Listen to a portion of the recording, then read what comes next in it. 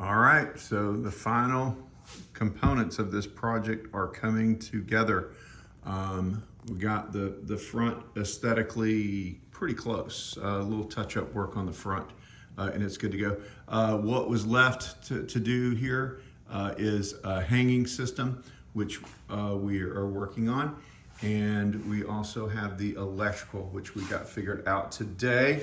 Found a commercial dimmer. I had to get a special dimmer because it's a 10 volt, kind of a commercial application for this light fixture.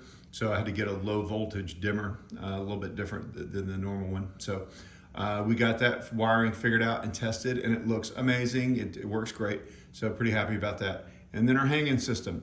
I'm gonna make one more run here tonight and get the remaining supplies, and it will be ready to hang. Maybe a little touch up, but anyway, I'm pretty excited. All right, on to the next video.